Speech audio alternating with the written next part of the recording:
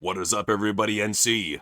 JC and We have a top 10 awesome on Bret Hart. It's been a long time coming. He's a legend in the game, so we owe this to him. So, start out with number one. The guy has a great theme song. Like, whenever we talk about the great Jim Johnston theme songs, Bret Hart's theme song, it just sticks in your head. That's something that Jim got. Is he could take a look at a wrestler and be like, okay, you know, I got a riff in mind for this guy. I got a beat in mind for this guy, and he would just make it work. And with Bret Hart's theme song, it's iconic. It's one of the best out there. So a lot of that is due to Jim. He Bret Hart came up in a great time period where they had great theme songs, even for fucking like mid Carters. For bottom rungers, they had great theme songs. no, they did. It's like you're right. It's such a great iconic theme song. That barn on that barrel, like you have it stuck in your head. You remember it even from like 30 years ago. It's like you never forget it. And then that's the cool thing. Is like it's really an iconic song in a way. Yeah, that's why we always put over Jim Johnston. Is like back in the '90s, he was making magic happen, and Bret Hart's theme song was one of those. Number two, the guy has a safe and snug style, and what I mean by that is he can go ahead and he can go in there and compete with the wrestler and not hurt them, but at the same time make it look like it hurts. That's one thing that Bret has always said. I make it look like it hurts, but it doesn't hurt. And it's something that I think a lot of wrestlers could learn from because whenever they try to get too snug, they end up hurting their opponent. Look at Seth Rollins. Look at Stephanie Vaquer. It happens all the time with these wrestlers who are supposedly should know what they're doing. No, they don't. They still aren't properly trained. Bret always made it look good. Always knew how to make it look safe, make it look good on camera, knew how to play to the camera as well. Just he really understood the whole sphere of wrestling and not just this one dimension like most of these wrestlers do. Well, and really, like when you think of like the pantheon of like great in ring workers, Brett is like in the top 10 bare minimum. Oh yeah, and that's even in like a matchmark's mind. Yep. You can't leave out Bret Hart. You might go ahead and try to fill up your list and be cool with your niche three Reddit friend group, but that's the thing is like you can put on all these Japanese wrestlers, none of them compare to what Bret did. None of them compare to what Bret did on international level, not just in Japan, but all over the place. The guy was a superstar. He was a superstar, and like so many of them were like, but like Sengoku Kamakura is like way better. Like no, Bret Hart is a star. Bret Hart is iconic and legendary. None of your Japanese favorites are going to be as good as Bret Hart. No matter what you think, you're wrong. Well, and they would say strong style, and I would say number three. Bret made it look like a fight, Yes. like a real fight. The punches, they look good. He knew how to throw a properly worked punch. I loved his digging kick that he would do. He would get them in the corner and just dig at them with the kicks. I mean, Yep. Stone Cold did his own variation with the stomping of the mud hole, but Bret, I think, had a great stomp the way he would hold on the ropes and really make it look forceful. The punches, knew how to lay them in, knew about wrapping tape around the wrists to make it so that your fist doesn't go real hard. You can basically have a soft clenched fist. This is just little techniques that modern wrestlers have forgot about. And instead, now what do we see? We see Jacob Fatu giving his cousin a headbutt, and it's 2 feet in between them. No connection at all. Bret could make connection and make it look good, but it would still be safe and nobody got hurt.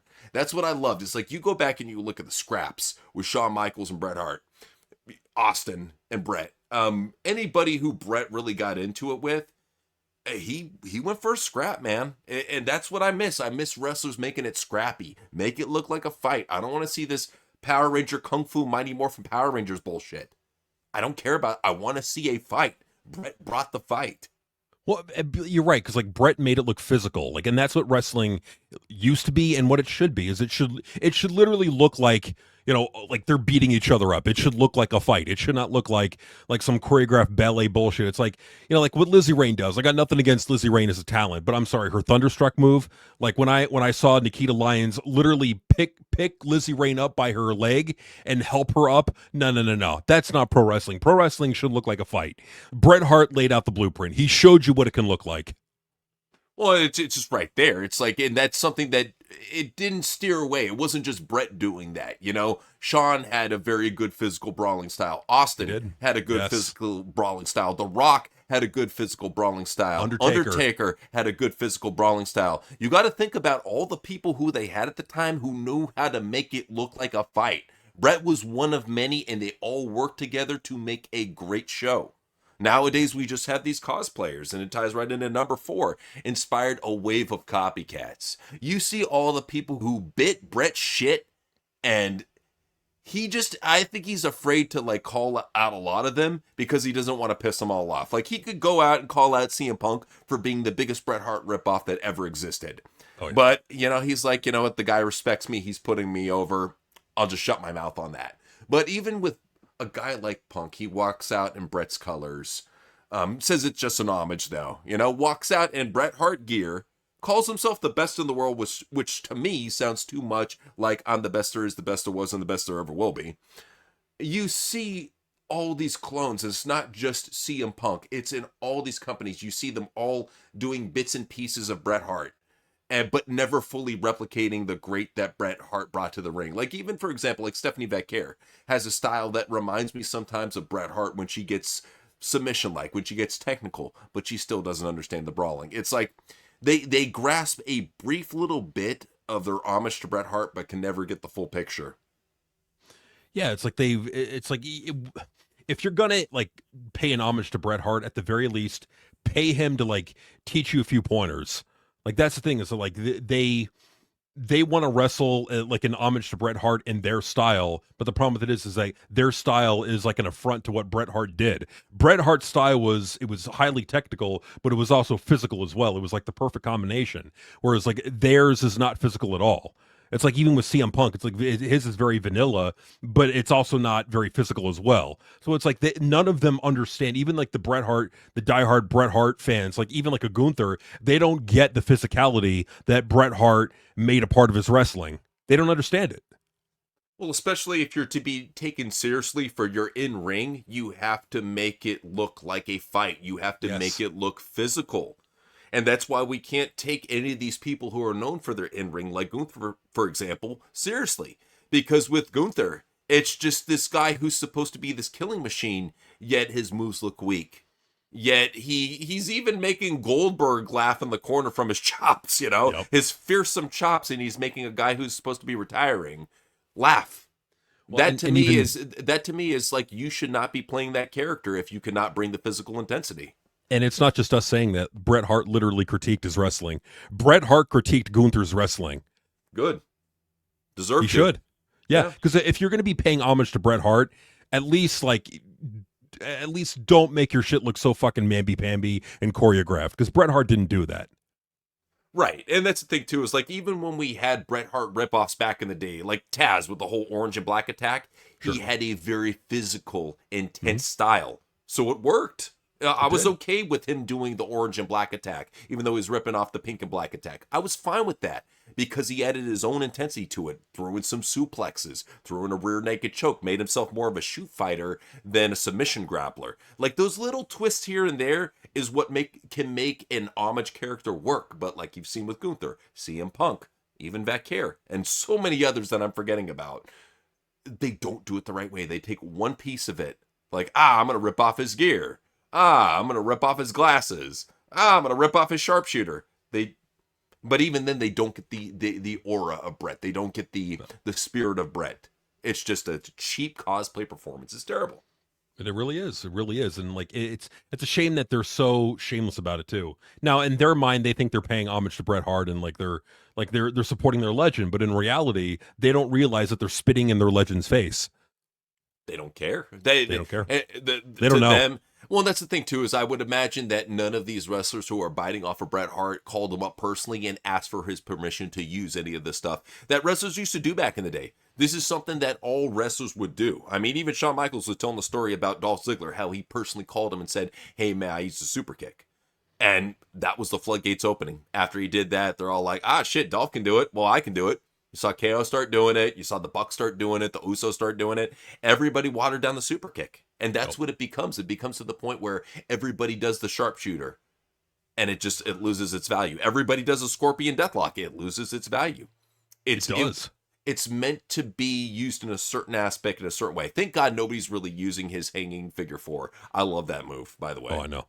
Oh, I bet. And even if they try, they'd fuck it up. Because they don't care. Because with wrestling now, it's all about like respecting, like they don't respect the vet. Like like they don't show the respect, in my opinion, that they should be showing to like Bret Hart or Shawn Michaels or the greats like the Undertaker. They don't show because they have not been trained to really show the respect. That's why you're seeing a lot less of it. You're seeing a bunch of these fucking no talent punk ass bitches coming into the business now. They can't work. Their shit looks fake as fuck, and that's literally like when you put on WWE or really any wrestling now, and you show just some casual viewer or just someone who doesn't even care about wrestling. The one thing they always say is this shit looks fake. Always. It never is something that changes. They're always going to say it looks fake, and it gets faker looking with each year. They don't respect the business. They don't, man. But number 5, he's one of the last Canadian badasses. It's like, we think of Canadians nowadays, and don't get me wrong, we have some badass Canadian fans, but when you think of Canadians, for the most part, you think of just these watered-down Trudeau liberal drones that don't benefit society. Exactly. That's what you think of. That's the type of talents that you think of. And it's sad too because Canadians used to be the toughest wrestlers out there. Look at Edge, Christian, Owen Hart, Bret Hart, man. Even Natalia, Trish. Canadians, they used to stand for being tough, for being good people. And now they're just weak soy pussies in pro wrestling, which is sad. It's sad to see something that used to stand for masculinity, like the Canadian tradition that Bret Hart carried on, be just so watered down and weak now, man. It just such a strong nation be so watered down and weak. It is, man, and that's the thing. It's like I genuinely believe, I truly believe that there's still great Canadian talents, great British talents, great German talents, great American talents, great Mexican talent, name them, wherever the Japanese talents, wherever they come from, they're still out there. But I think the selection process is, if they're not like indie darlings, then I don't think WWE is going to want them. Like I feel like that's ultimately the problem, is that like they're so up the ass of the wrestlers that are there now, these fucking crybabies. Like there's I would say about a good like 90% of the locker room in WWE would not last in 1998. No way would they last in that locker room. No, but then they would look at it, oh, that's toxic masculinity. I wouldn't want to compete in that locker room full of 3-move jabronis anyways. They're actually up their own ass about their own fucking wrestling ability, which is terrible. All of you guys have bad psychology. And I don't care if this is Scott Steiner getting offended that a wrestling fan is telling him that this shit sucks. I'm sorry, it does. For you to stick up for it and say that it's great, no, you're just a part of the problem. Well, that's the thing, is like wrestling should look real. Like there should be like some suspension of disbelief there, but there's none of that because they care about making it look flashy. It's all flash and no substance.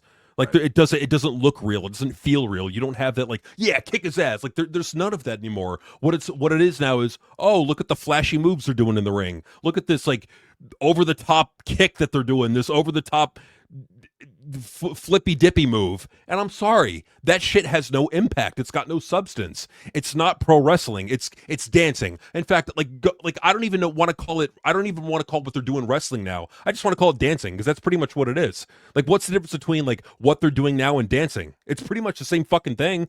It's a live theater performance in a ring. Yeah, that's all it really is. It's so performative nowadays, and that's the thing, too, is there's nothing wrong with a good performance as long as it's a fight. And that's what wrestling has steered away so far from, is it's not a fight anymore. It's this choreographed Power Rangers bullshit that gets sillier looking and more stupider looking as time goes on. But we also got to talk about number 6. Bret got way better on the mic. I think a lot of people gave him shit for his career. He's not a great mic worker. I personally thought he got really good, especially with the Team Canada angle. Really started to find himself, got better on the microphone, and just he plays like it, in my opinion, the perfect wrestling curmudgeon. Like the one salty old dude who is he just gets out there and says what he needs to say, man. And I love it though how over time, slowly but surely, he got better. Because trust me, when he first came in, he was garbage. Sean wasn't a great promo when he came in either. Right. Same thing with The Rock. But they all got better over time, and thank God they did. He did. Like, even in WCW, Bret Hart was cutting some pretty good promos. Like, he got better over time.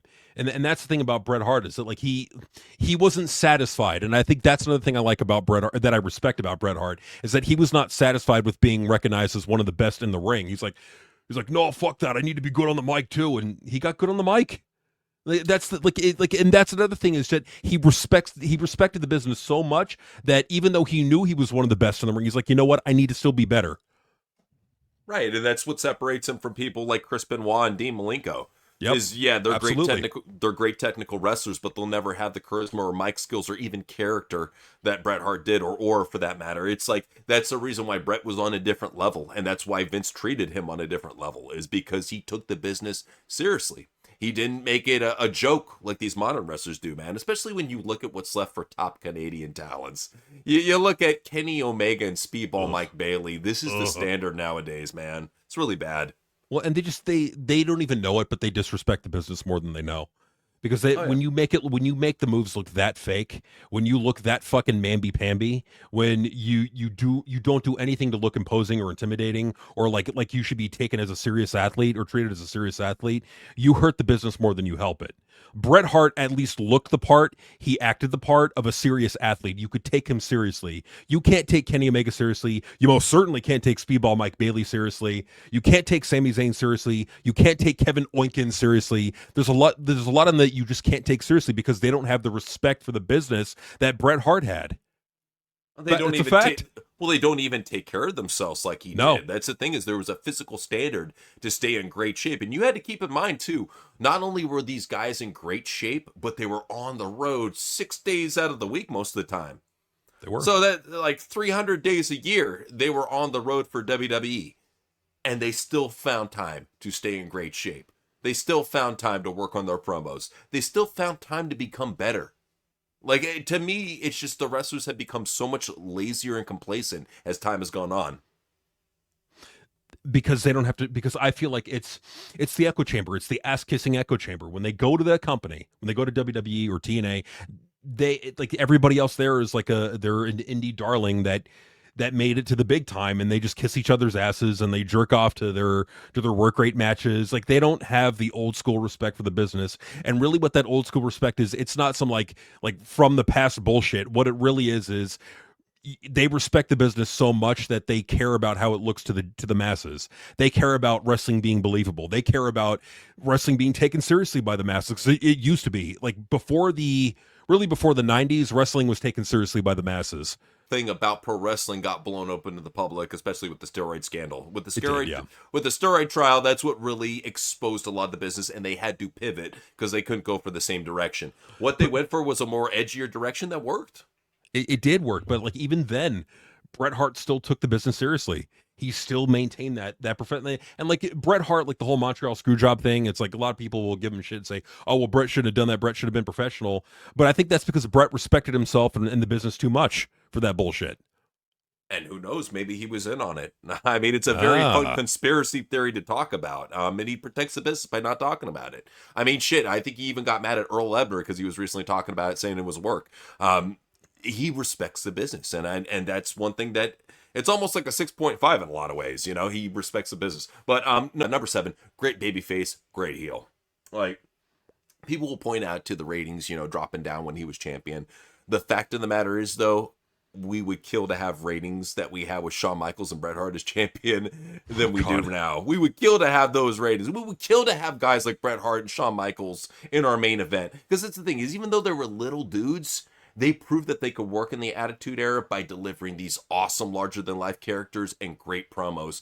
And like with him, I love the fact that he was able to capture America, being a Canadian, Mhm. comes in, captures America pretty much as one of their top superheroes for a little bit, and then they go with the Team Canada, and he fucking plays it perfectly, plays the heel, really militarizes this almost like Canada versus USA thing that was going on. Like even with South Park, blame Canada, it fit right into the what was going on with the time period, because even before South Park the movie came out, what was South Park doing? Constantly smashing Canada, Right. constantly US bashes Canada, US all the time. I'm sure Vince and Ed saw that. They're like, dude, we got to tie this in. We got to make Team Canada an ultimate heel faction in WWE. No, they did, and like Bret made it work as both a babyface and a heel. Like he was a great babyface and he was a great heel.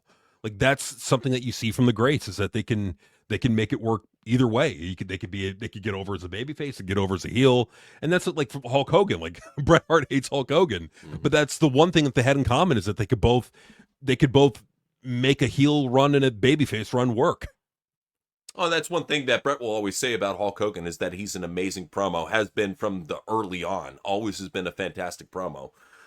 So at least for people that he doesn't like, he can be truthful about what they're good at. I appreciate that. But yeah, we got to talk about number 8, legendary tag team transition to legendary singles. So to go from a legendary tag team like the Hart Foundation, which is up in like the top 10 or the Oh, top 20 easily. for most people for top tag teams of all time, to go from that, from being a top tag team level player, great chemistry with Jim the Anvil Neidhart, to go from that to being a singles player, to being the top of the mountain in WWE, to, you know, having matches with Hulk Hogan, having matches with Yokozuna, Shawn Michaels, Stone Cold, all the big names. Bret has worked with just about everybody, even over in WCW when he went over there. Got to work with the greats out there, man. And every single time shows his worth and shows why he is a legend.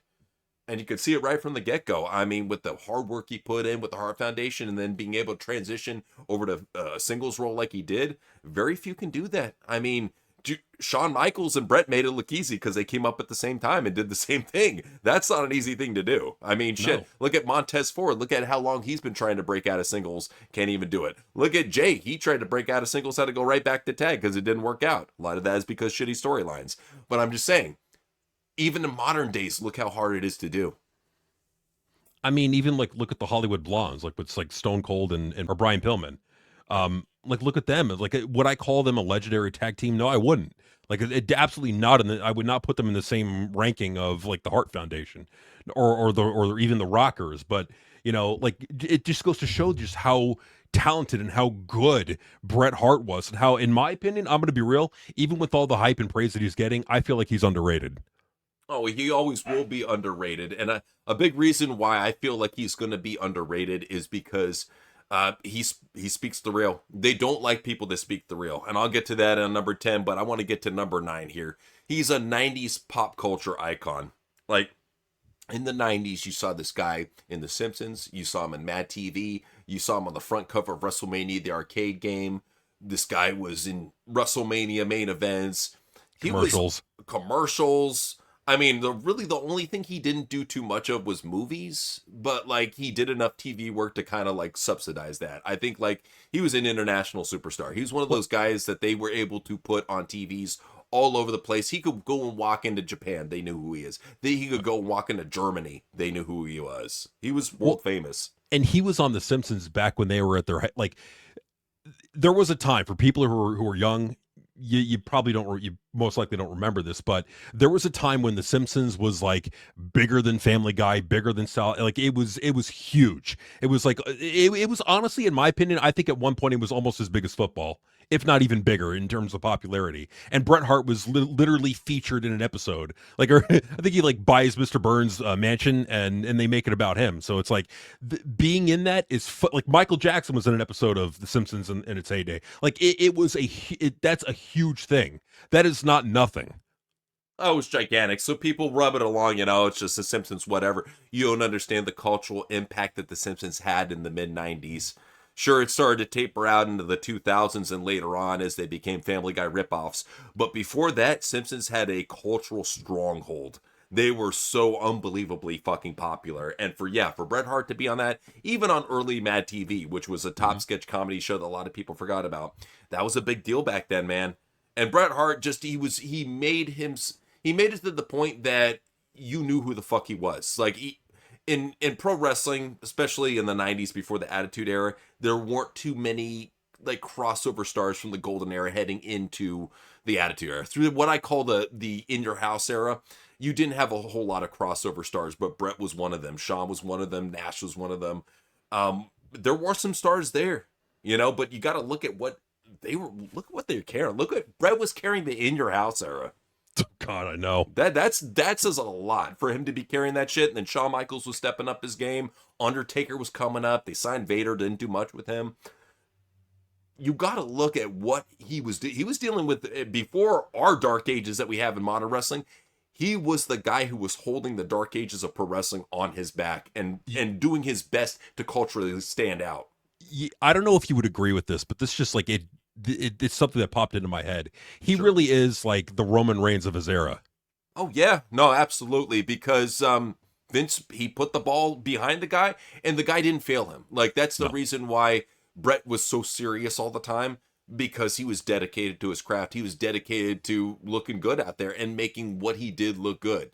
And making his opponent look good too. I'll never forget when he wrestled The Undertaker and he had like 103-degree flu. Dedication, man. You show up for a show, the fans paid their ticket. He doesn't fucking care if he's dying, you know? He'll go out there and he'll still fucking compete, man. He's a tough dude. And a lot of that comes too from growing up in the Hart Foundation, or growing up through the Hart Dungeon.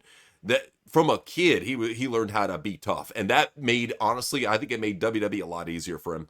Same thing with Brock Lesnar. When you're geared to be a mercenary as a child, it gets to the point where you get to the big leagues and you're like, this ain't that hard. I can deal with this. Well, in the the Hart Dungeon, I mean, it really did make you tougher. Like everybody who went in there, it made you tougher. I mean, look at Natalia. You know, she's a product of the Hart Dungeon. Like it really shapes you and makes you deal with a lot. And so like Bret, Bret is a fine product of the Hart Dungeon, and like when he went to WWE, he's perfectly suited for it. And like it's, I think tying it to number 10, like the one thing that really makes me like, kind of proud of Bret Hart is that he's just not afraid. He's not going to put up with bullshit. I love that about him. Number 10, he's ruthless on wrestlers and not afraid to speak his mind. So here's a guy that he doesn't need Triple H's paycheck. He doesn't need that Legends paycheck. I don't even care if he is a part of the Legends contract. I highly doubt it. But either way, he doesn't need that type of money. That's why he talks shit about Triple H constantly. He doesn't. He's already been very good at investing his money and saving it, so he doesn't need to pine for a job like CM Punk did. CM Punk hated Triple H back in the day. Now he's his best friend. Why? Because he needs a job. Because he ran out of money. And that's one thing about Bret, is he's very good with his investments, very good at saving his money, and very good at speaking the real, even with people who adore him. Like he knew that Gunther adored him, and he let him down in the most vicious way because he was tired of him embarrassing himself out there. And now, granted, Gunther didn't take any of his criticism because, he got butthurt like all these modern wrestlers do. But what Bret was giving him was some valid advice on how to make himself better. But that's the thing with these modern wrestlers, is a lot of them, they can't take criticism. They shut down. Look at Gunther. What did he go on? Like 3 months of a fucking cooking vacation. He, in fact, was about to become a cook because Bret Hart disrespected him so badly, he was wondering if pro wrestling was even the job for him anymore. He's like, my true passion is cooking, he said that right after Bret dissed him. So I love it that Bret he's ruthless on Gunther, ruthless on Triple H, ruthless on anybody who I think is doing a bad job for the business, ruthless on Dave Meltzer, anybody who's really fucking up the business. I like it that he's so real about them. And we need that realness more than anything in pro wrestling. I'm so tired of veterans just groveling at Gunther's feet, groveling at any Triple H darling that comes their way, because they feel like they have to. Bret would be one of the few like, Charlotte's kind of sloppy. I hate her moonsault, and she looks like shit. He would say it and not give a fuck because he's Bret Hart. He doesn't have to. He doesn't have to. And that's the thing that's respectable about Bret Hart, is that he's not a phony. Like there's many veterans out there, they're phony. Like Undertaker putting over the fucking jabronis that he's been putting over. Undertaker doesn't actually believe that. He's not believable. Like I can't believe the Undertaker. I could believe Bret Hart because Bret Hart has enough respect for himself to not sell out. Well, that's the thing too, is if Bret had his own podcast like Undertaker, 6 Feet Under, if he had his own weekly podcast, he would get more attention than JD from New York, Jim Cornette, Dave Meltzer, Fade, and Sean Ross Sapp combined. If he had his own weekly podcast and he was just authentic, just shat all over FTR, shat all over Kenny Omega, Will Ospreay, fucking shat all over Seth Rollins. I loved it when he did that, by the way. Shat all over, I love it when he does. Just be real, man. Who cares if these fucking dorks don't look up to you anymore? Be real. If they aren't working for the business, if they're not bringing any more new fans in, Bret's the dude to do it. He is really the guy to make this happen and to let these wrestlers know that they've been fucking up, because that's a big problem. These wrestlers, they constantly get their egos coddled backstage. They constantly get told that they're doing a great job when they're fucking up. That's a big problem, is like there's so many veterans afraid to tell them that they're doing a bad job because they'll get flamed and death threatened by a bunch of fat nerds online. Who gives a shit? And that's what it really like. It bugs me too, because a lot of these wrestlers like Undertaker, he's got his own estate. He's got fucking guard attack dogs. He's probably got like laser AI drones. Just they step onto your property, shoot them. Right. Yeah, absolutely. Like, and like Bret, like honestly, if Bret Hart started his own podcast, I think you're right, man. There would be so many wrestlers out there be like, oh, maybe wrestling isn't for me. I see it all the time, man. That's the one thing especially now more than ever, I see more indie wrestlers and even wrestlers that are on contract talking about how wrestling ain't for them anymore. And to them, I would say a lot of it has to do with the fact that you won't speak up for yourselves. You're so afraid of getting blackballed. You're so afraid of like getting depushed, of getting put on main event, for the rest of your career, that you won't speak up. Like, or with Tony, you're so afraid of sitting at home for speaking up. That's the big problem, is if you have that time where you're sitting at home or you're not working, whatever, do something to at least build your career or your investments. They're not doing that. They just go whine on podcasts, That's the biggest problem, is like, at least with Bret Hart speaking the real, he would get them to evaluate themselves. That's the big problem, is like, there's so many ass-kissing veterans. We need at least one that speaks the real and is respected. Bret's the role for it. I think he is, man. I think he is, and that's. Yeah, I mean, how can you not love it about Bret? Like, like love him, hate him, or you feel indifferently about Bret Hart. The fact of the matter is, the guy is true to who he is. He's true to himself. He's not a phony. He's not gonna lie to you or tell you some bullshit. He's gonna tell you the truth. He's gonna tell you as it actually is. Because Bret, and I'd even say Jim Cornette, like, they ultimately, I think, want the same thing, and they want wrestling to be respected again. And I get that. I completely understand that. But to do that, Jim Cornette, you got to be shitting on more. I mean, he's doing a lot now, but you really got to be tearing into these fucking assholes that don't care about wrestling looking believable. Like, I'm sorry that when wrestling looks like dancing, you're doing it wrong. And I think a lot of it has to come with the fact that Jim is not trying to burn any bridges. He doesn't care. He doesn't care, because he's got his dedicated fan base that are going to be watching him. He knows Punk is still going to be one of his fans. FTR is still going to be one of his fans. That's why he'll never throw them under the bridge. And I can understand why Bret, he probably wants to throw Punk under the bridge, but he realizes the ripple effect that will cause, Just the fact that one of us will just post our opinions on Punk, and he still to this day has dedicated fanboys that will go and battle for him. He wouldn't piss on you if you were on fire, you stupid low IQ fucks. Right. He does not like you. He does not respect you. He hates his fans. Yet still, there are a ton of fucking fat, nerdy white knights that will parade around for a 47-year-old man, a man that is old enough to be their father in a lot of aspects. They'll parade around for him and try to protect him. Because how dare you make fun of the poor CM Punk? That's why I love it if Bret would just rip up Punk, rip up FTR, rip up Omega, rip up Ospreay, rip up Seth Rollins, rip up anybody who is disrespecting the business. Do it because it needs to be done, and you're the guy to do it. Could you imagine, like, Bret Hart is on CM Punk's like, well, he doesn't have an athletic bone in his body. He's so sloppy. Like, CM Punk would, like, literally be, like, locked in his bedroom with the lights off crying. Shut the door, AJ. I don't want to see the light. I had better cardio when I had 103-degree fever than this fucking tattooed panty-waist piece of shit. Like, I'm telling you, if Bret were to speak the real on CM Punk, he would just leave wrestling and never come back. You just never hear from Punk again. He would be one of those guys that would completely try to disappear, and then you would see some like weird fan cam video of like him working at a Walmart, and they're like, "Hey, I'm not fucking CM Punk. Get that fucking camera out of my face, or I'll kick your ass." Yeah.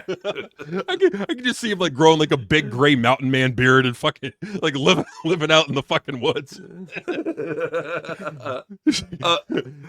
Oh god, just if he were just to like speak the real on so many of these wrestlers, man. Oh my god, like you would see so many wrestlers just leaving the business, and good. I would love it if he just went off specifically on Cody and CM Punk. Like, and here's the thing: he won't really rip into Cody because Cody, he's a generational talent. Cody, he looks at Cody like a hard worker. I look at Cody like a lazy piece of shit. Same. But like, I think it's out of respect to Dusty and Dustin that he doesn't rip him up. Otherwise, if there was no family relation, I think Bret would fucking just verbally eviscerate Cody Rhodes, which he needs to, by the way. Oh no! Oh my God! Good. Like if he were like, he needs to eviscerate him, and like you said, he needs to eviscerate Seth Rollins. He already eviscerated Gunther, and Gunther left for 3 months. So it's like, and that's what needs to happen because you gotta have some respect for not only for yourself but for the business that you're in. And there are so many wrestlers out there that just don't care. They get sucked off by all the other wrestlers, and they're fine with that. There needs to be people like Bret Hart speaking the real. And I'm sorry, Jim Cornette is not real enough. Bret Hart is really real. He's the real McGilla. He's the real deal. And if Bret Hart is saying it, it's coming from experience. Like with Jim Cornette, it's coming from the standpoint of some fat, squeaky voiced redneck in a fucking, yellow blazer. No, I'd rather hear it from Bret Hart, who is actually one of the all-time greats.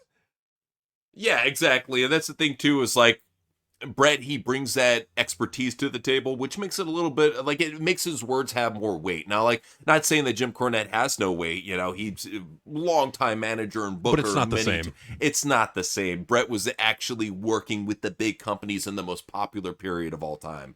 So it's just a different thing, man. To just close this out, I will say that Bret, we need your truth. We would love to give you a spot in our podcast. We don't want any wrestlers on our podcast but you. So the invitation is open, Bret. If you ever want to appear on a podcast, we're your guys. NC. Damn right. JCN. Peace out.